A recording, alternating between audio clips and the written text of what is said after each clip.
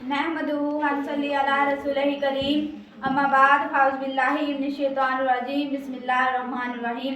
जनाब सदर और मेरे अजीज साथियों, अस्सलाम वालेकुम। आज मेरी तकरीर का अनवान वो शख्सियत है जिसकी बदौलत आज हम एक आज़ाद रियासत में आज़ादी से ज़िंदगी गुजार रहे हैं। वो है कायद आज़म मोहम्मद अली जना की खिदमत।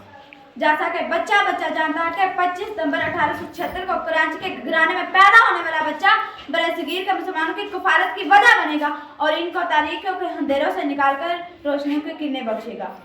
मिल्लत का पासबा मोहम्मद अली जना, मिल्लत का पासबा मोहम्मद अली जना, मिल्लत है जिस्म जा मोहम्मद अली जना।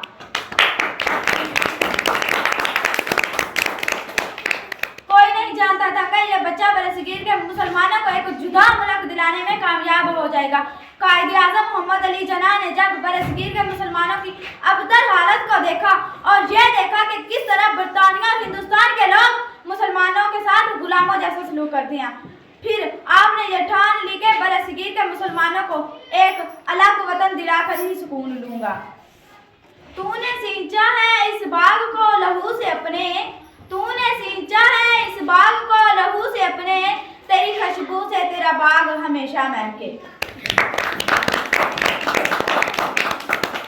फिर आपने 14 अगस्त 1947 को बरसगीर के मुसलमानों के लिए एक अलग वतन अता कर दिया गया, जिसमें बरसगीर के मुसलमानों को हर तरह की आज़ादी थी और वो अपने मजहबी फ़राइज़ बगैर किसी खौफ और डर से अदा कर सकते थे। अब हमारा फ़र्ज है कि हम अपने मुल्क की हिफाजत दिलो जान से करें और अपने वतन के लिए अल्लाह ताला हमारे मुल्क को दिन दुगनी रात चुगनी तरक्की अता फरमाए। हम लाए हैं तूफान से कश्ती निकाल कर, हम लाए हैं तूफान से कश्ती निकाल कर, इस मुल्क को रखना है मेरे बच्चों संभाल कर।